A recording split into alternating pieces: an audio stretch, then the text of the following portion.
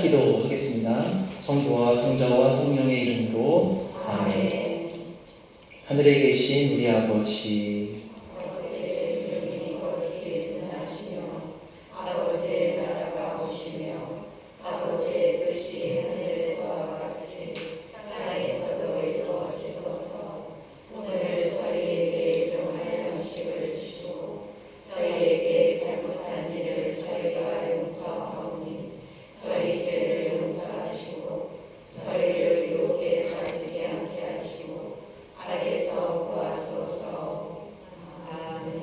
성부와 성자와 성령의 이름으로 아멘.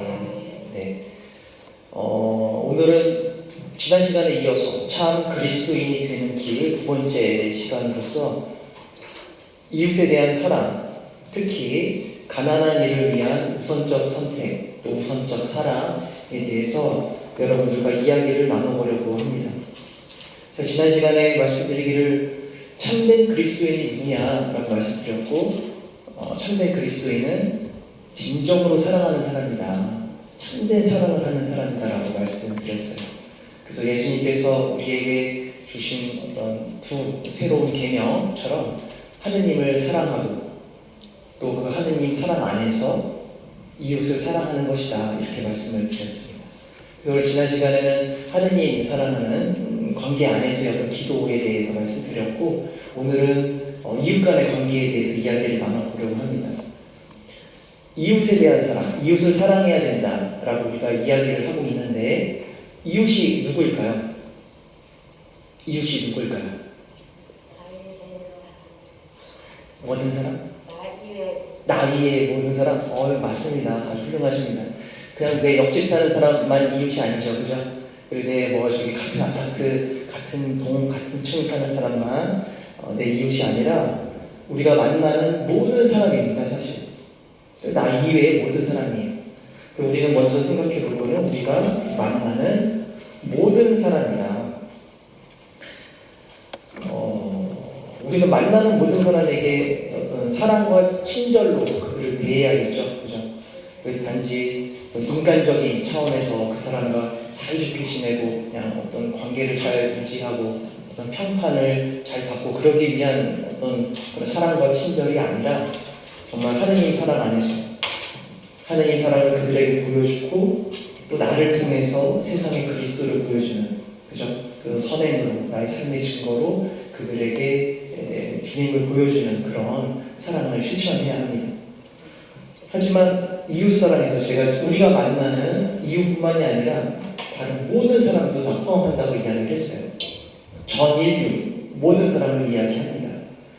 다시 말해서 우리가 말할 때 이웃 사랑이라고 이야기를 할 때 그것은 모든 사회적이고 인종적이고 문화적이고 민족적인 그런 경계선을 넘어서는 사랑의 실천을 말하는 겁니다.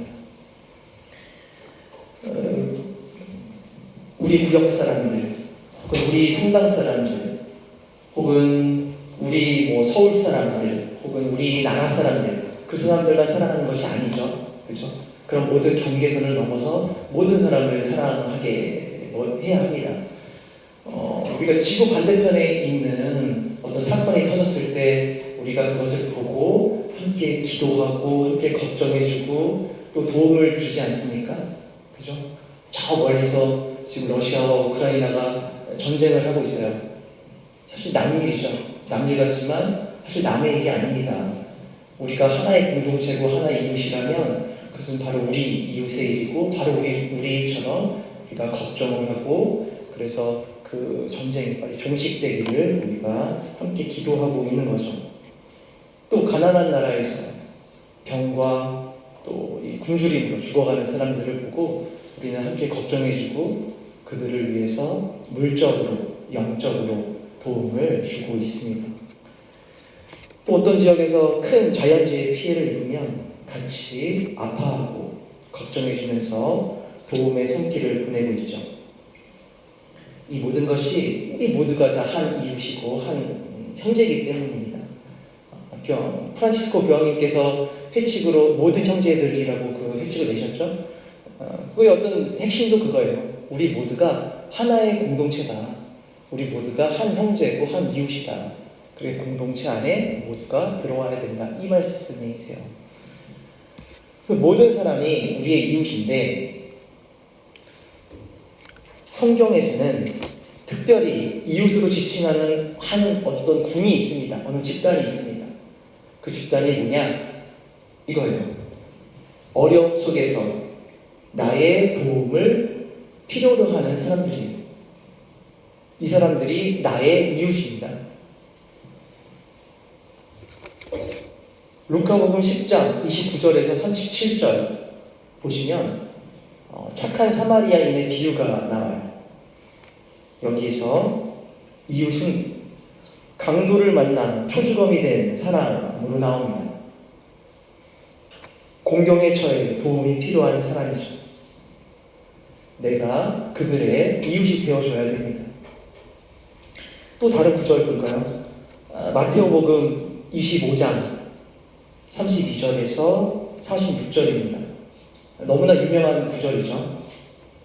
여기서 예수님께서는 최후의 심판에 관한 가르침을 우리에게 주시는데 여기에서는 바로 가장 작은 이가 너의 이웃이라고 이렇게 말씀을 하십니다.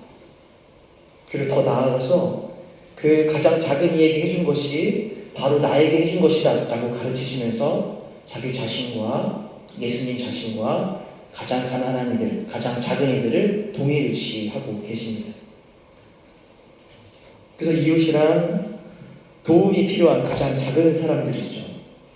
굶주리고 목마르고 나그네여서 묵을 곳이 필요하고 또 헐벗고 병들고 감옥에 있는 사람들이 바로 이웃입니다.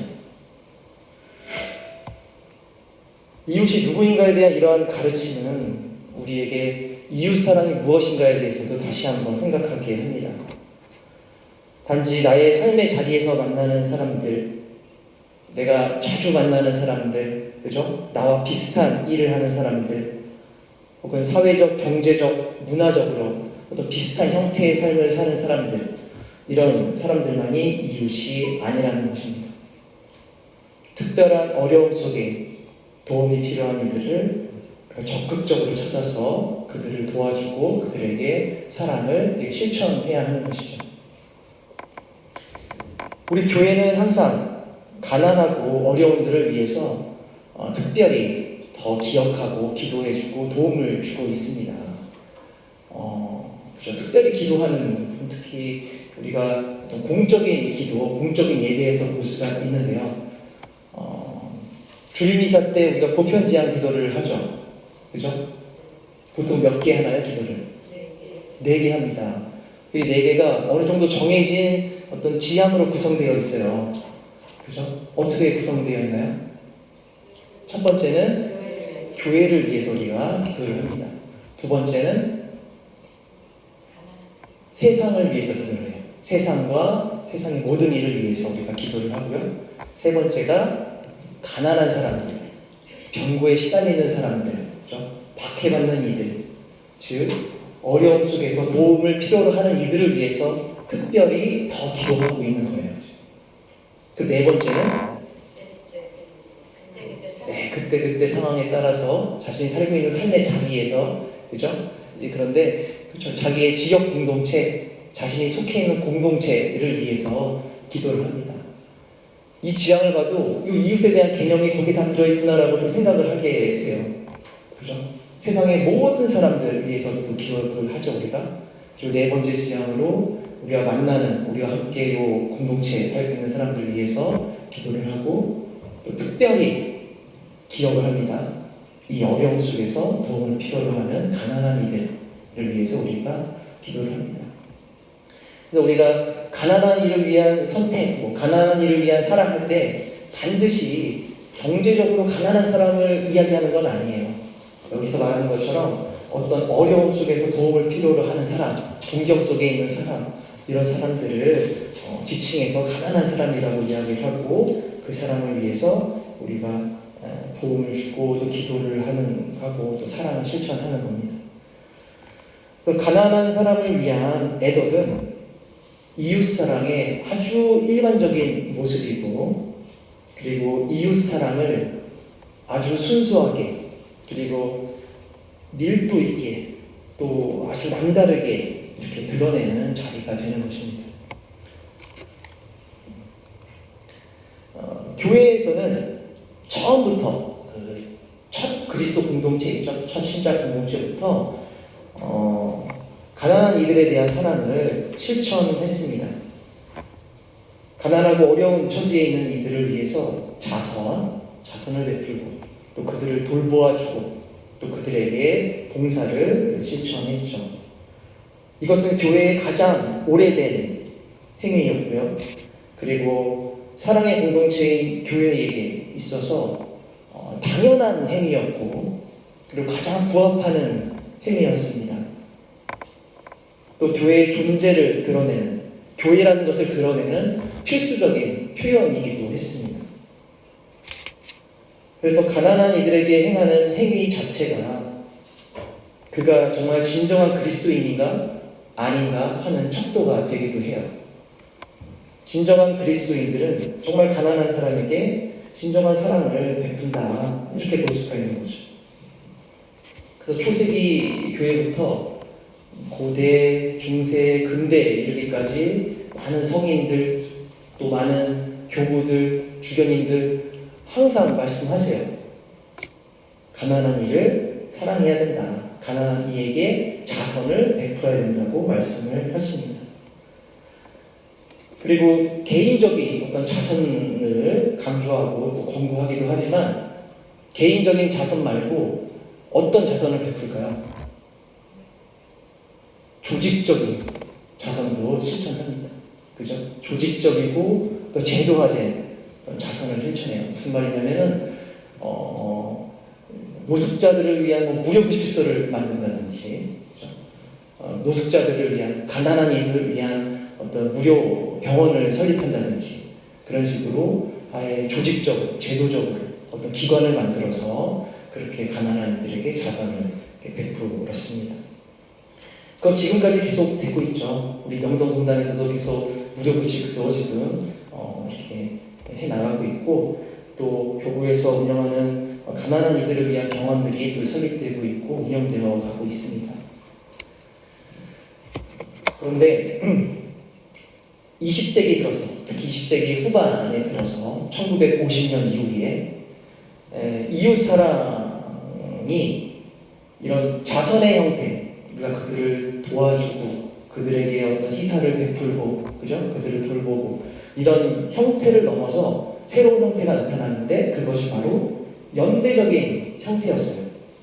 연대의 성격을 강조합니다. 연대하니까 잘 느낌이 오시나요? 잘 안 오시죠? 연대하면 뭔가 막 운동해야 될 것 같고, 그죠? 이런 뭔가 대동단계를 해야 될 것 같고, 그죠? 근데 연대는 결국에는 뭐 그런 의미도 포함되어 있는데, 결국 그들과 한 공동체가 되어야 된다는 거예요, 결국엔.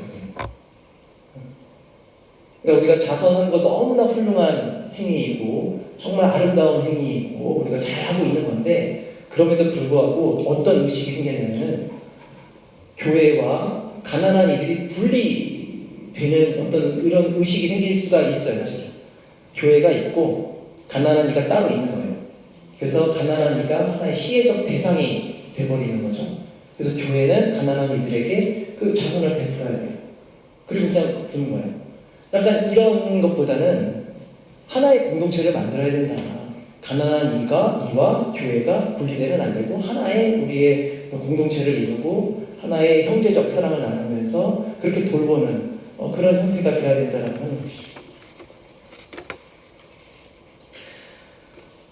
물론 그전에도 자선의 20세기 전에도 가난한 이들과 연대한다, 그들과 함께한다, 이런 모습이 아예 없었던 건 아니지만 20세기에 들어서는 이런 모습이 훨씬 부각되었다라고 말씀드릴 수가 있겠습니다.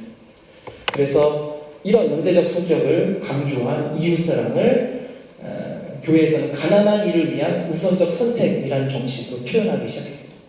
가난한 이를 위한 우선적 선택이라는 어떤 정식을 요새는 좀 많이 듣게 되실 거예요. 그죠? 이거 들었을 때 이 용어가 함의하고 있는 여러 가지 뜻이 있어요, 사실. 그죠? 그 여러 가지 뜻 중에서 이렇게 영대한다 이런 것이 많이 들어가 있다고 생각하시면 됩니다. 가난한 이에게 먼저 우리가 자선을 베풀어야지, 맞아. 가난한 이들에게 먼저 우리가 어떤 복음을 선포해야지, 맞습니다. 그것도 가난한 이들을 위해서 우리가 먼저 선교를 해야지, 맞아요. 그런데 여기에 또 뭐가 있냐면 가난한 이들과 한 편이 되고 하나가 되고 한 공동체를 이루어야지, 이런 의미가 들어있다는 거예요.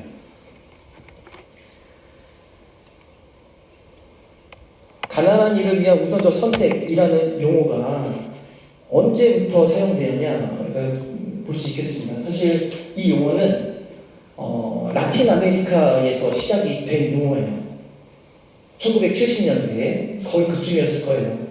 아니 60년대에도 약간 이런 의미가 있었을 텐데, 가난한 사람이 대다수를 이루고 가난이 만연했던 그 당시 60년, 70년대의 라틴 아메리카 그 사회적 맥락 안에서 신학자들이 신학을 하기 시작한 거죠.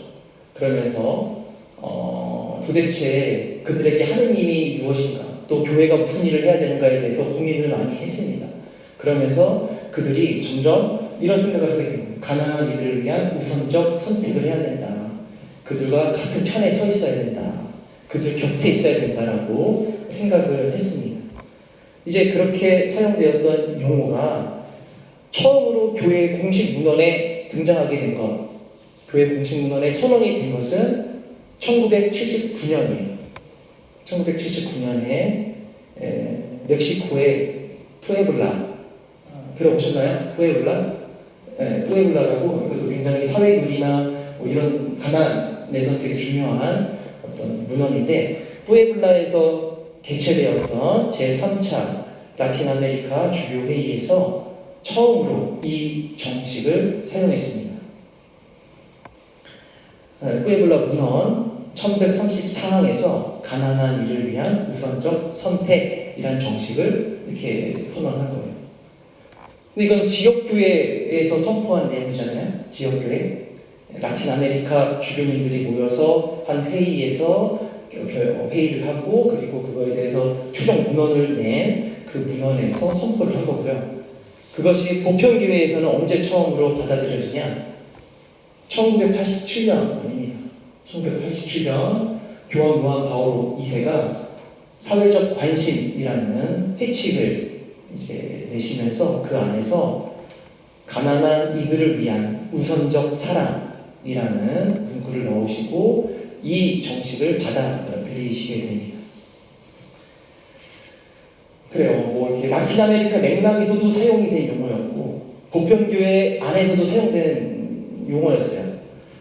또 이게 교회에서 교회 공식적으로 이렇게 공식적으로 선언하기 전에 또 많은 신학자들이 이 용어에 대해서 뭐 설명을 하고 나름대로 신학을 전개해 나갔겠죠, 그죠?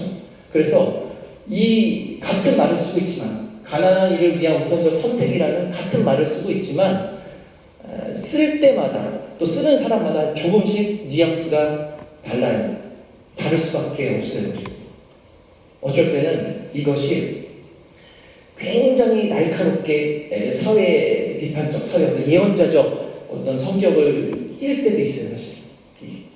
사회에 불의가 있고, 그 불의가 가난한 사람들을 이렇게 양산하고, 가난한 사람들을 억압하고 힘들게 한다. 그래서 이 사회 구조를 바꿔야 된다라고 이렇게 이야기할 때도 있고, 또 어떤 경우에서는 아주 순수하게 그냥 가난한 사람들을 위한 애덕, 봉사, 자선 이런 맥락에서 쓰이기도 합니다.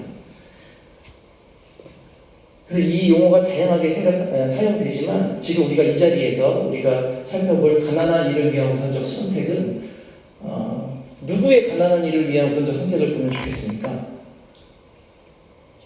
그래도 지금 현에 우리 교황님의 생각을 알아보는 게 제일 좋지 않겠습니까? 그래서 우리 프란시스코 교황님께서 생각하시는 가난한 이를 위한 우선적 선택이 무엇인지에 대해서 한번 생각해 보는 게 좋을 것 같습니다. 그래요. 우리 교황님은 좀 남다르시죠. 벌써부터 그 교황명을 정하실 때부터 남달랐어요. 프란치스코라는 그 명을 처음으로 이렇게 정하신 분이에요. 그리고 그 이야기는 결국에는 프란치스코 성인의 영성을 따르겠다라고 한 그분의 마음이 있었던 거죠, 사실. 프란치스코 하면 뭐가 많이 떠오르십니까? 제일 먼저 떠오르시는 게 있으십니까? 가난, 맞습니다.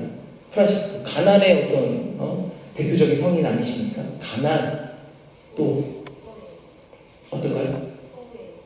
호의? 죄송합니다. 제가 안 돼요. 소외, 맞습니다. 소외된 이를 위한, 그 가난한 사람들을 위해서, 그들에게 봉사하고 희생하고 소외된 이들을 특별하게 생각하신 성인이세요. 그리고 이분은, 평화에 대해서도 굉장히 중요하게 생각하신 분이에요. 그래서 이슬람 제국과의 어떤 평화를 위해서 직접 가셔서 술탄을 만나기도 하신 분이시고, 또 이 프란치스코 하면 생각나는 게 자연 아닙니까? 자연을 통해서 또 하느님을 만나고, 그래서 교황님도 참 그래요. 가난, 평화, 또 이 자연 환경에 대해서 많은 관심이 있으십니다. 그래서 교황님이 되시고 나서, 교황에 즉위하고 나서 몇 년 동안은 굉장히 가난에 대한 주제를 많이 다루셨어요. 그거에 대한 이야기를 많이 하셨습니다. 그래서 여러 기회에 그분이 할 수 있는 어떤談話, 메시지, 강론, 뭐 이런 것들을 통해서 이런 말씀까지 하세요. 가난이 복음의 중심이다. 가난한 이가 복음의 중심이다. 가난한 이를 선택하는 것이 복음의 중심이다. 이런 말씀을 정말 여러 번 하세요. 그리고 우리들에게, 모든 신자들에게 가난한 이를 위한 우선적 선택을 실천하라고 권고하셨죠. 그분이 쓰셨던 회칙과 또 사도적 권고에서 이렇게 가난한 이를 위한 우선적 선택을 표현하고 있습니다. 가장 보잘것없는 이들을 위한 우선적 사랑, 또 가난한 이들을 위한 우선적 선택, 또 가장 가난한 이를 위한 우선적 선택, 이렇게 여러 그 문헌들 안에서 이 주제를 끊임없이 반복하고 또 확장하고 계십니다. 가난한 이를 위한 우선적 선택, 교황님이 생각하시는 가난한 이를 위한 우선적 선택은 무슨 뜻일까요? 이거예요. 그리스도교적 사랑의 실천에서 가난한 이들의 편을 먼저 선택하는 특별한 형태의 우선이다. 이렇게 말씀을 하세요. 그러니까 우리가 애덕을 실천할 때 가난한 이들을 먼저 선택해야 된다. 우선적으로 선택하는 것이 바로 가난한 이를 위한 우선적 선택이라고 말씀하시는 것이죠. 덧붙여서 이렇게 말씀하세요. 가난한 이를 위한 우선적 선택은 단순히 어떤 문화적, 또 사회적, 정치적, 철학적인 어떤 가치관을 말하는 것이 아니다. 이것은 신학적이고 영성적인 관점에서 교회가 가져야 할 가치관이고 태도다라고 말씀하세요. 그러니까 이건 우리가 어떤 사회, 경제적 그런 이해관계 때문에 우리가 이런 거를 실천하는 것이 아니라 신학적인 이유가 있고 또 우리의 어떤 영성을 위해서 우리의 영성적인 태도라고 말씀을 하시는 겁니다. 그래서 이런 것들이 어떤 형태로 나타나느냐? 자선해야 된다. 가난한 사람 위해서 우리가 도와줘야 돼요.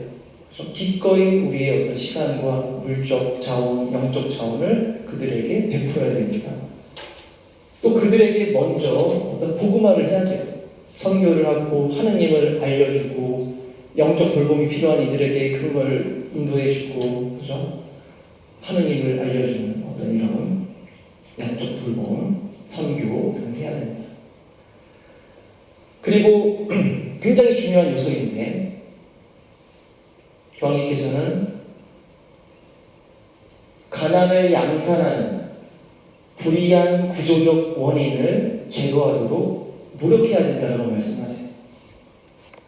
어떻게 보면 여기 위에 두 가지는 그냥 우리가 그를 위해서 자선 베풀어주고 그리고 이런 복음화하고 영적으로 선교하고 이러면 되는 거예요. 그런데 세 번째 이야기는 결국에는 어떤 사회적인 불의를 보고 우리가 그걸 바로잡아야 된다라고 말씀을 하시는 겁니다. 가난을 양산하고 만들어내는 어떤 불의한 구조적인 원인이 있다. 잘못된 사회적인 문제가 있다라고 분명하게 말씀하시고 그것을 없애려고 노력하는 것이 바로 사랑의 행위이다. 우리가 그냥 개인적으로 사람 만나서 사랑을 베푸고 이런 걸 넘어서서 사회적이고 경제적인 차원에서도 우리가 행해야 할 또 사랑의 행위가 있다라고 말씀을 하십니다. 그것이 사회 정의를 우리가 세워야 된다. 그리고 이런 사회적인 경제적인 불리한 구조 안에서 생겨나는 더 나쁜 문제는 그 경제 구조 안에서 왜곡된 문화가 양산된다는 겁니다. 비인간적인, 그죠? 그리고 물신주의적인 어떤 잘못된 문화가 양산되기 때문에 우리가 그리스도교적인 정신으로 그 문화에 저항하고 바꿔나가야 된다라고 하는 거예요. 이게 굉장히 중요한 포인트예요. 교황님의 가난한 이를 위한 우선적 선택에서 굉장히 제일 중요하게 여겨질 이유 두 가지입니다. 사회적 구조, 불이한 구조가 있고 그 구조 안에서 이렇게 형성되는, 만들어지는 문화가 있다. 왜곡된 문화이고 비인간적인 문화이고 인간들을 소외시키는 그런 문화가 있다. 그런 것들을 우리가 타파해 나가고 제거해 나가고 변화시켜 나가야 된다. 이게 교황님의 가장 큰 가르침입니다. 그래서 가난한 이들과 함께 연대를 해야 한다는 것이죠. 그럼 가난한 이들은 누구인가? 교황님께서는 여러 가난한 사람들을 이렇게 말씀하세요. 묵묵화를 시켰어요, 처음에. 노숙자, 중독자, 난민, 원주민, 소외당하는 노인들, 이민자, 인신매매 당해서 불법 공장이나 매춘 조직에서 일하고 구걸에 이용되는 어린 아이들, 잡혀가지고 거기서 막 착취당하고 막 그런 아이들 이야기합니다. 그리고 가난한 여성들, 그죠? 여성들은 이중으로 고를 당한다고 생각을 하세요. 그죠? 가난에 또 여성 차별 이런 말씀을 하시고 또 자신을 방어할 힘이 없는 우리 태아들 그리고 경제적 이윤과 무분별한 착취에도 스스로 자신을 방어할 수 없는 자연까지도 가난한 존재로 이렇게 포함시키십니다.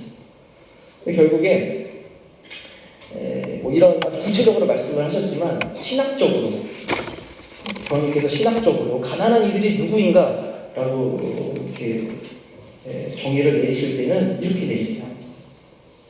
사회 공동체 밖으로 쫓겨나고 버려지고 배제된 이들입니다.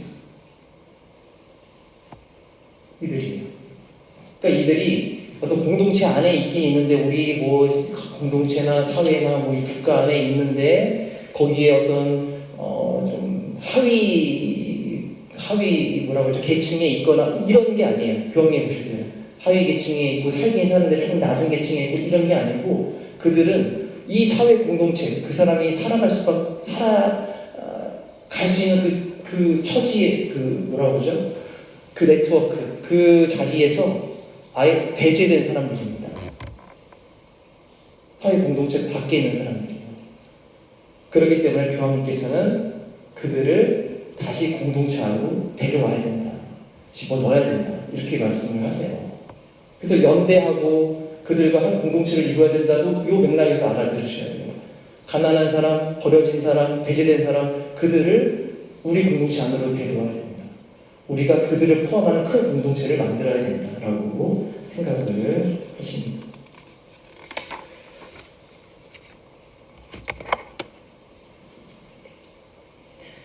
그렇죠? 가난한 이를 위한 우선적 선택은 이 배제된 이들의 편을 들어서 그들이 다시 사회에 온전히 통합할 수 있도록 하는 것이다. 이 가난한 이들을 선택하는 근거가 어디에 있는가? 대해서 말씀을 하십니다. 어디에 있을까요? 이미 여기서 답이 다 나왔죠? 하느님과 그리스도이십니다. 그냥 그 원천적인 근거가 하느님과 그리스도 안에 있는 거예요. 그 근거가 가난한 이들에게 있지 않습니다. 그들에 대한 영민 때문에 선택을 한다? 아니에요. 물론 있죠. 그런 요소가 있긴 있습니다만은 원천적인 근거는 아닙니다. 혹은 그들이 어떤 능력이나 자격이 있어서도 아닙니다. 그들이 사랑받을 자격이 있기 때문에 우리가 사랑하는 게 아닙니다. 있어요. 자격이라는 것은 결국 하나님이 주신 품이거든요. 근데 제가 말한 지금 자격은 그들의 어떤 능력들을 이야기하는 겁니다. 그래서 우리가 뭐 어떤 소설이나 동화에서 보듯이 가난한 사람이 막 더 착하게 나오잖아요. 그죠? 부자들보다 착하게 나오고 더 윤리 도덕적으로 나오고 또 이웃과 더 잘 나눌 줄 알고 더 훌륭한 인격을 가져서가 아닙니다. 우리가 그들을 선택하는 이유는 그들이 그래서가 아니에요. 물론 가난한 분들 중에서 이런 분들도 있어요. 있고 또 가난이라는 어떤 삶의 조건이 그 사람으로 하여금 하느님을 더 의탁하게 만드는 것도 사실입니다. 가난한 사람일수록 사실 하느님께 의탁할 수 있는 조건이 잘 주어진 거예요. 사실 너무나 부유한 사람들, 그죠? 그리고 돈이 많고 권력 있는 사람들, 그 사람들은 머리로는 늘 하느님을 믿고 있다는 이야기하지만 실존적으로는 어디에 더 많이 의지할 가능성이 있습니까? 돈에 의지할 가능성이 더 높아요. 아주 훌륭하신 분들은 그럼에도 불구하고 이게 언제든지 내가 포기할 수 있고 하느님을 따를 수 있다라고 말하지만 조건 자체는 더 어려운 조건이긴 해요. 돈에 의탁하게 되고 내 힘에 의탁하게 되고 하느님으로부터 멀어집니다. 그럼에도 불구하고 그래서 가난한 이들이 어떤 이런 좋은 조건도 갖고 있고 훌륭한 분들도 있지만 실제적인 또 현실에서는 또 많은 가난한 분들은 세상 풍파의 상처도 더 많이 받았고 교육도 덜 받아서 그죠? 무례할 수도 있고 더 신경질적일 수도 있고 그리고 윤리도덕적으로 더 훌륭하지 않을 수도 있어요. 그죠? 그럼 그들은 또 우리 교회의 선택, 우선적인 선택을 받을 어떤 그런 자격이 없는가? 그게 아니죠. 그죠? 왜냐? 그 원천적인 근거는 하느님에게 있고 그리스도에게 있기 때문입니다. 하나님께서는 가난한 이를 선택하는 분이시고 또 그리스도께서도 가난한 이를 선택하는 분이세요. 우리는 이분들을 닮아가는 사람들이고 닮아가면서 성화되는 사람들입니다. 좀 자세히 보겠습니다. 하나님의 어떤 근거, 하나님이라는 근거는 하나님의 무상성에서 나와요. 무상성. 거저주신다는 겁니다. 하나님의 무상적인 사랑은 하나님의 거저주는 사랑이라고 이야기를 할 수가 있습니다. 우리가 무엇을 했기 때문에 이런 것들을 주시는 것이 아니에요. 그냥 주시는 거예요. 그래서 하나님은 이 무상적인 사랑으로 가난한 사람들을 선택하시는 분이십니다. 가난한 이에 대한 자비는 하나님의 무상으로 베푸시는 이 무한한 사랑에서 나옵니다. 하나님께서는 이 사랑으로 모든 인간에게 무한한 존엄을 부여하셨어요. 부자건 가난한 사람이건 나쁜 사람이건 좋은 사람이건 어쨌든 그럼에도 불구하고 하느님은 그들에게 무한한 존엄을, 우리에게 무한한 존엄을 부여하셨습니다. 이 사실이 이 가난한 이를 위한 선택의 원천적인 근거가 되는 것이죠. 그 가난한 이들은 우리의 헌신을 받을 만한 자격을 하나님께 받은 것입니다. 하나님께서 손수 빚으신 작품, 하나님의 피조물이기 때문입니다.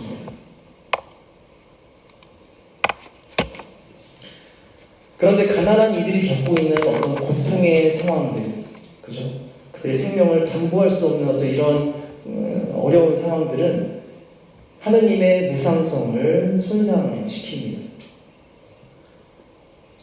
그래서 어느 누구도 인간의 존엄성이 상처받는 상황에 내버려져 있는 것이 용납될 수 없는 것이죠.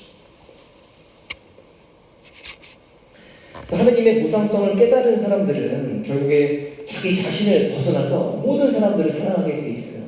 아주 쉬운 말로 얘기하면 이거예요. 저 사람들, 모든 사람이 하느님의 사랑을 받는 사람들이에요. 그렇기 때문에 내가 그를 함부로 대하지 못하는 겁니다. 나도 하느님의 사랑을 받고 있고 그도 하느님이 사랑하는 사람들이에요. 그렇기 때문에 그들에 대한 사랑, 그 사랑이 모든 형제 자매들에게 향하게 돼 있는데 특별히 가장 작은 이들, 또 가장 가난한 이들에게 우선적으로 베풀어 줄 것입니다. 그 이유는 여기 적혀져 있는 대로 그들이 겪고 있는 객관적인 고통의 상황 때문입니다. 하느님의 어떤 무상성은 모든 이에게 다 달아야 돼요, 사실. 그렇죠? 하느님이 주신 모든 존엄성은 그대로 보존이 되고 그대로 그 존엄성 그대로 유지가 돼야 됩니다. 그런데 가난한 처지에 있는 사람들은 그 존엄성이 파괴되고 손상되고 있어요. 이 이야기는 하느님의 무상적 사랑이 손상되고 있다는 겁니다. 그래서 우리는 그것을 용납할 수 없고 이 하느님의 무상성에 대한 우리의 응답으로서 가난한 일을 선택하게 되는 것이죠. 두 번째는 하느님의 자비 때문입니다. 우리는 자비로운 하느님 아버지를 닮아서 자비로운 사람이 되어야 하죠. 탈출기, 판광기의 하느님은 어떤 하느님이십니까? 하느님. 네, 맞아요. 어려운 이들의 신음소리를 그냥 지나치시는 분이 아니에요. 고통 속에 있는 그 사람들의 탄원을, 울부짖음을 들어주시는 하느님이세요. 그리고 그것을 개입하시는 하느님이세요. 그렇습니다. 그리스 철학에서 말하는 신의 개념처럼 우리들과 완전히 떨어져 있고 우리와 아무 상관이 없고 초월적이고 아주 거룩하고 아주 우리와 전혀 다른 위대한 존재이지만 우리는 그냥 내비두고 우리가 받고 있는 고통에 대해서는 인생은 워낙 고통이야, 고난이야 이렇게 생각하시면서 내버려 두시는 분이 아니십니다. 우리의 고통에 대해서 같이 아파하시고 같이 걱정해 주시고 그렇죠? 다시 개입해서 그들을 구원해 주시는 그런 하느님이세요. 그러시기 때문에 우리도 하느님을 닮아서 그런 자비함을 가져야 되고 고통받는 이들의 울부짖음을 들어야 한다는 것입니다. 교황님도 우리에게 이렇게 말씀하셨죠. 자기 안위만을 신경 쓰고 폐쇄적이며 건강하지 못한 교회보다는 거리로 나와 다치고 상처받고 더럽혀진 교회를 더 좋아합니다 라고 말씀하셨어요. 이 얘기가 뭐예요? 지금 고통받는 현실이 있는데도 불구하고 그냥 우리끼리 따로 떨어져 나와서 우리끼리 어떻게 편안하게 어쨌든 행복하게 약간 폐쇄적이면서 그렇게 살아가는 교회가 아니라 그들의 신음소리를 듣고 그들 안에 뛰어들고 그들과 함께하고 그러면서 상처받을 수도 있고 더럽혀질 수도 있겠지만 그들과 함께하는 그것이 더 건강한 교회고 더 거룩한 교회다. 하느님의 거룩함은 사실 이 자비에서 나옵니다. 고통받는 사람의 소리를 들어주고 그들에게 자비를 베푸는 그 모습이 하느님의 거룩함을 뜻해요. 그렇기 때문에 교회가 거룩해지려면 어떻게 해야 돼요? 따로 세상 밖으로 나가서 세상에 신경 하나도 안 쓰고 기도하고 하느님만 보는 게 거룩한 것을 하는 모습이긴 하지만 그래도 세상 거에 완전 신경 쓰지 않고 도피적인 영성을 한다. 이거는 거룩한 건 아닙니다. 그들의 소리를 들어주는 것이 거룩함입니다. 자, 두 번째가 그리스도의 사랑이십니다. 그리스도. 가난한 이가 되셔서 언제나 가난한 이들과 버림받은 이들 곁에 계신 그리스도가 이 가난한 이를 위한 선택의 원천적인 근거예요. 그리스도께서는 가난한 이를 위한 선택을 하신 분이십니다. 처음에 인간을 택하셨죠. 가난한 인간을 택하셨어요. 그분은 본질로 보면 아주 부유한 분이세요. 하느님이시고 전지전능한 하느님 아버지와 같은 본질을 갖으신 분이셨지만 가난한 이들, 가난한 사람을 선택하기 위해서 스스로 가난한 인간의 조건을 취하신 분이십니다. 또 실제로 공생활 하실 때 루카복음 4장 18절에 보면 가난한 이들에게 기쁜 소식을 전한다라고 말씀을 하세요. 또 루카복음 6장 20절 산상설교에서 진복 8단 그 부분에서 이렇게 말씀하시죠. 가난한 이는 행복하다라고 말씀하시면서 하느님 마음속에 가난한 이들을 위한 특별한 자리가 있다고 그들에게 말씀을 하십니다. 또 마태복음 25장 40절에서 우리가 아까 이야기한 그 예수님의 최후의 심판 가르침에서 보면 가난한 사람과 자기 자신을 동일시 하실 만큼 가난한 사람을 선택하십니다. 너무나 사랑하시고 너무나 선택하셨기 때문에 아예 동일화하는 그런 가르침까지 주신 거예요.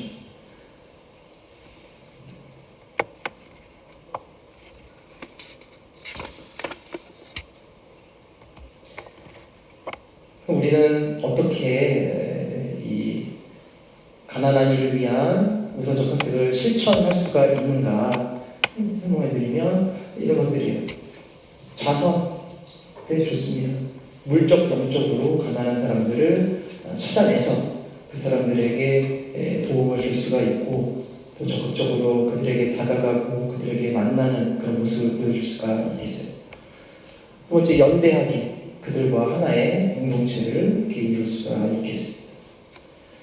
오늘 말씀드리고 싶은 또 중요한 이야기, 또 교황님의 어떤 핵심은 이 두 가지예요. 현대 사회의 불이한 구조에 대해 제가 어떤 인식을 하고 그것을 제거하는 노력을 해야 된다는 거죠. 그리고 불이한 구조 안에서 비인간적인 어떤 문화에 대해서 인식을 하고 그걸 변화시켜야 된다라는 것입니다.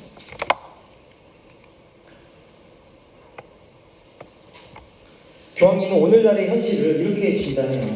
오늘날의 경제적인 어떤 현실, 경제적인 구조를 이렇게 정의합니다. 배척과 불평등의 경제다. 이렇게 말씀하세요.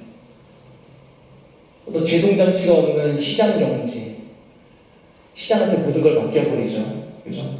그럼 시장이 저절로 가난한 사람들에게 어떤 생산품을 분배해주고 그러지 않습니다. 돈의 원리에 따라서 흘러가게 돼 있어요. 그리고 절대적인 자율성을 지닌 금융 투기들, 그렇죠? 돈을 낳는 그런 투기들, 그렇죠? 돈이 없는 사람들은 돈을 벌 수가 없어요. 이거 두 가지를 말씀하세요. 제동장치가 없는 시장, 절대적 자율성을 지닌 금융 투기가 지금 문제다, 큰 문제고, 이러한 경제 체제는 소수만이 많은 재화를 누리고 많은 돈을 벌고 또 많은 사람은 경제적 번영에서 배척되고 소외될 것이다 라고 말씀하세요. 이것은 곧 재화와 소득의 불공정한 분배에 대해서 말씀하시는 겁니다. 그래서 불평등이 일어난다. 여기서 또 더 좀 나아지긴 해요. 불평등이 일어나면 어떻게 되냐? 폭력들이 일어난다. 그죠? 화가 나고 좀 그렇잖아요. 그 사회가 양분화되고 불평등이 심화될수록 어떻습니까? 폭력적이 돼요, 사회가. 답답하고 막 끓는 어떤 냄비처럼 이렇게 폭발할 것처럼 그런 사건들이 일어난다라고 말씀하십니다.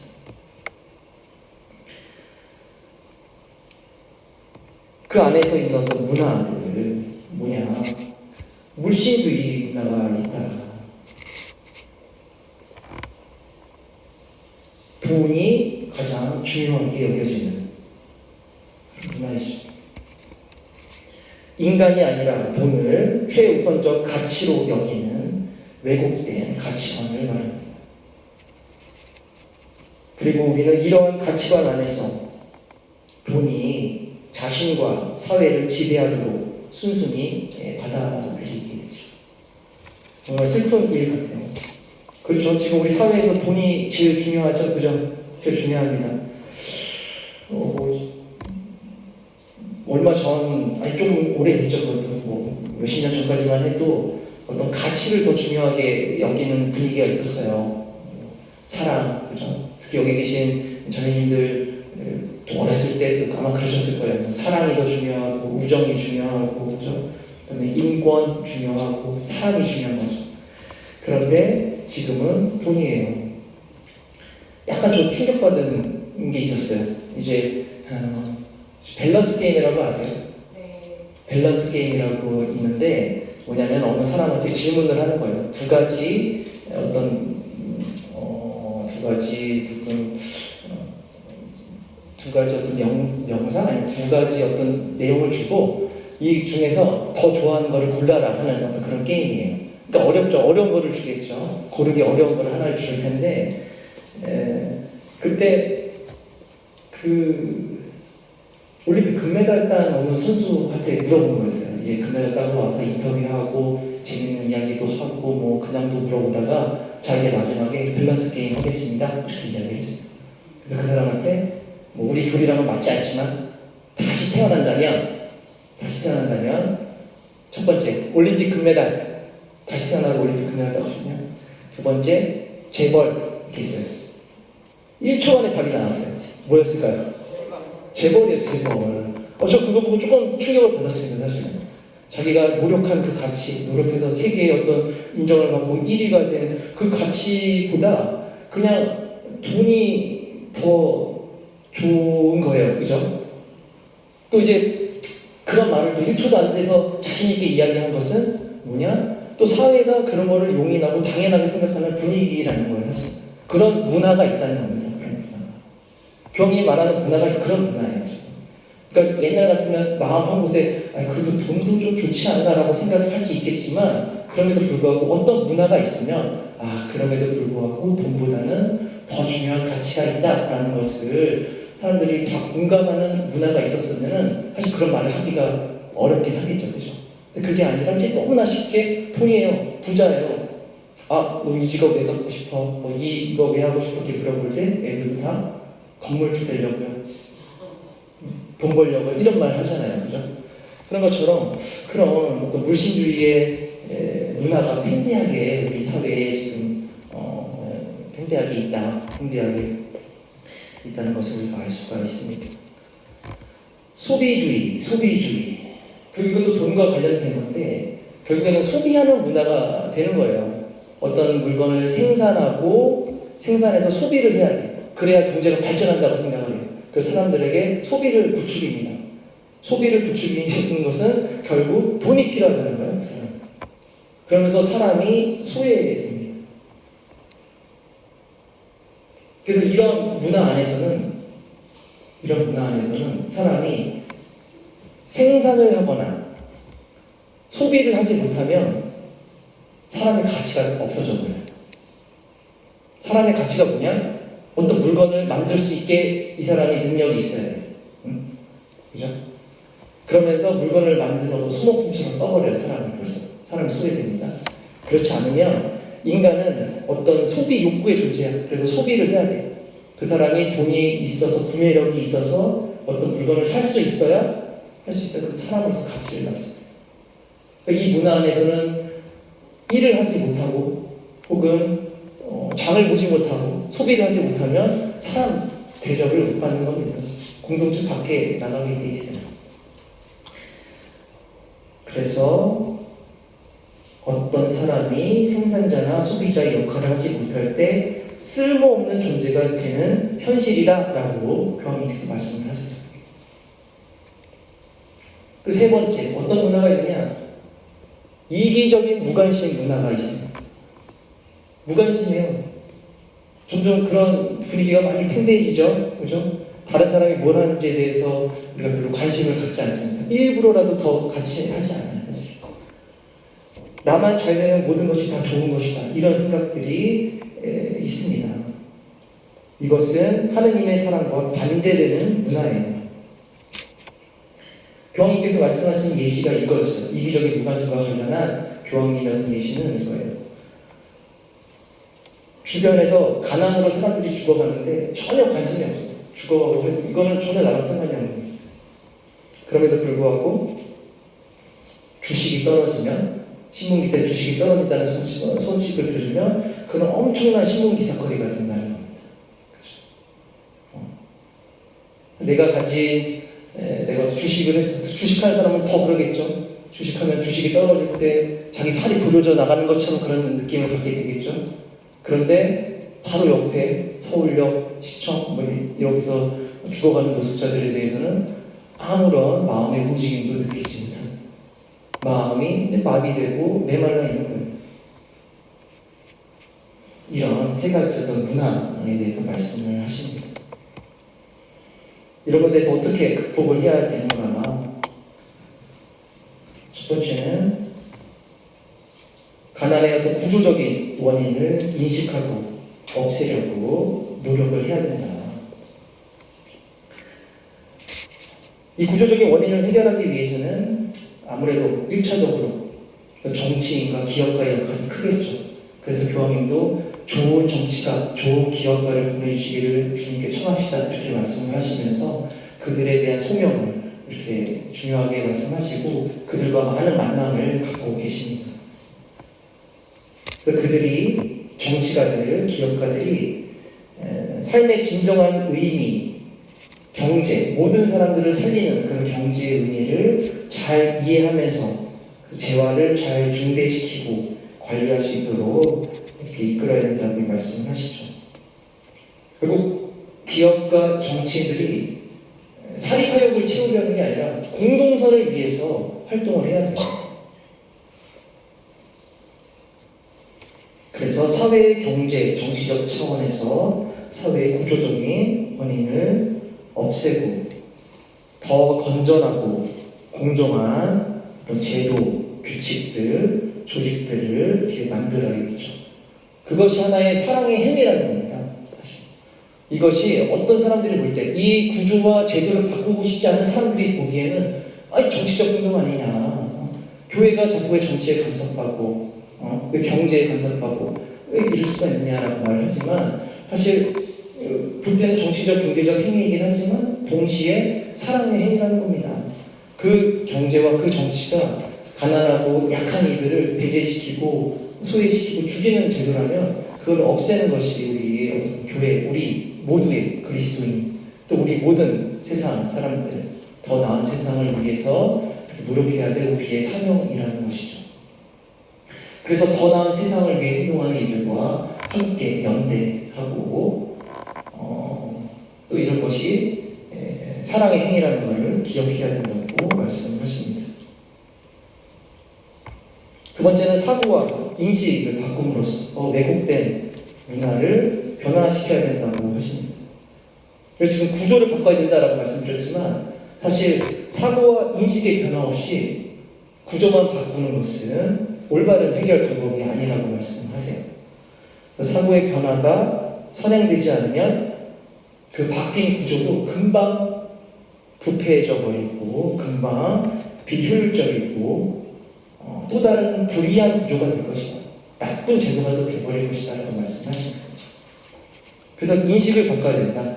사고를 바꿔야 된다 라고 말씀하시고 그것이 첫 번째로 재화에 대한 올바른 인식을 가져야 된다고 말씀하세요. 재화의 사회적 기능과 보편적 목적을 알아야 한다. 돈이라는 게 그냥 개인 것만이 아니다라고 하는 거예요. 우리가 갖고 있는 돈, 우리도 마찬가지입니다. 제가 가지고 있는 돈, 여러분들이 가지고 있는 돈, 이런 것들이 단지 우리들의 것만이 아니다라고 생각을 하셔야 돼요, 사실. 그렇죠?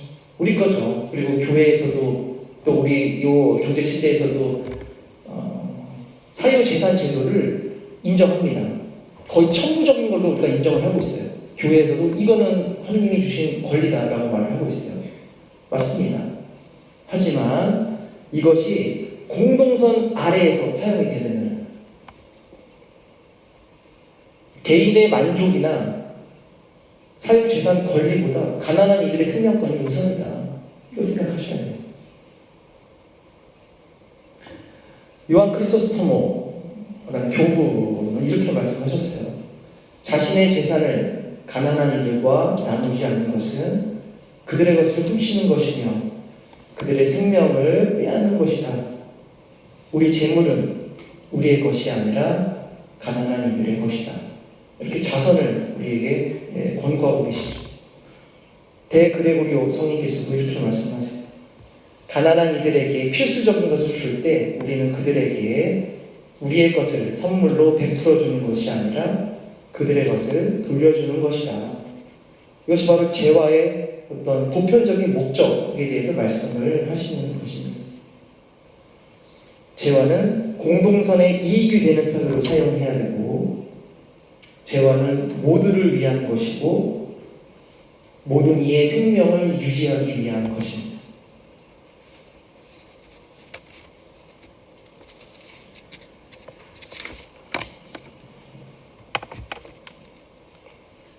그 가난한 이를 위한 관심과 존중을 가져달라고 말씀하세요.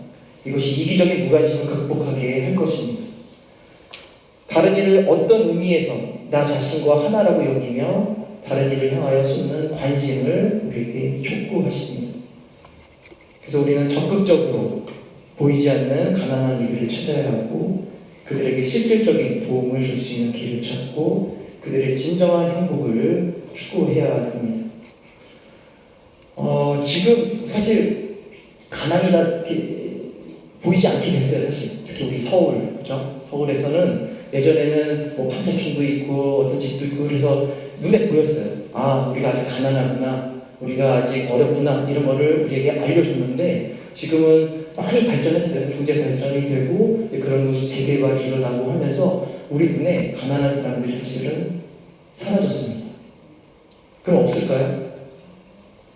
지금 어때요? 있을 것 같아요? 없을 것 같아요? 많아요. 있어요. 통계가 말해줍니다. 절대적으로 가난한 사람이 몇 프로냐? 뭐 지수마다 다르긴 하지만 15%다. 꽤 많은 숫자죠. 15%.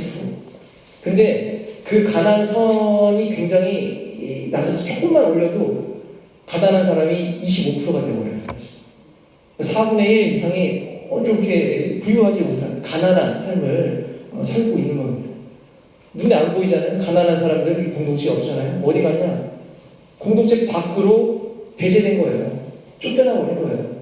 계속 개발에 밀려 밖으로 나가든지 아니면 흩어져 버렸죠. 어느 주택의 지하나 옥탑방이나 이렇게 다 흩어져 버렸어요. 그래서 하나의 가난한 사람들의 공동체, 가난한 사람들의 마을, 이런 것들이 다 없어진 거죠. 사실 없어지고 이렇게 흩어졌습니다. 그래서 찾기가 더 어려워졌어요. 이제 옛날에는 무슨 마을 어디 가서 뭐 도움을 주고 만나고 할 수가 있는데 이제 그렇게 할 수가 없어요. 그죠? 그래서 우리가 적극적으로 이 보이지 않는 가난한 일을 찾도록 해야 할 것입니다.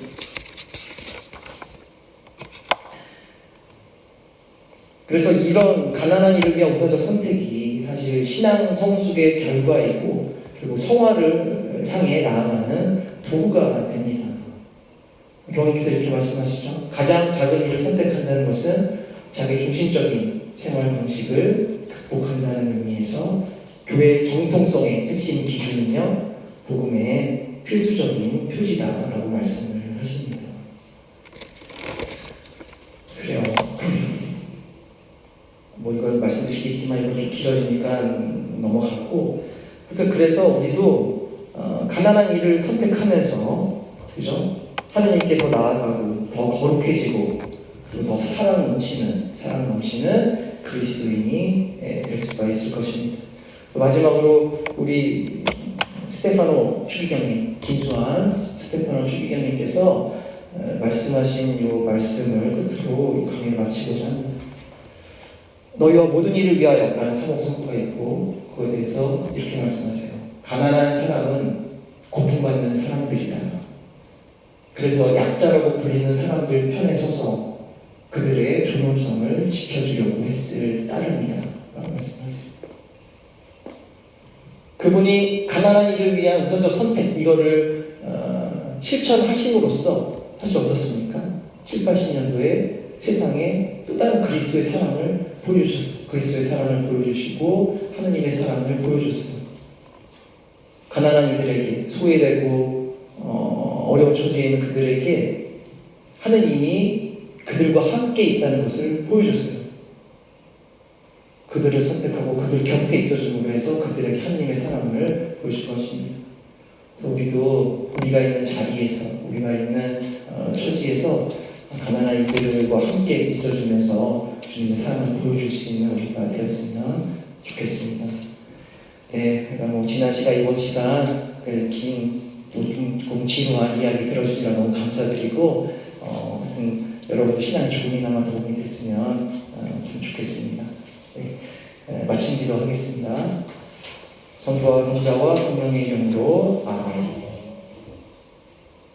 영광의 성부와 성자와 성령께 성부와 성자와 성령의 이름으로 아멘.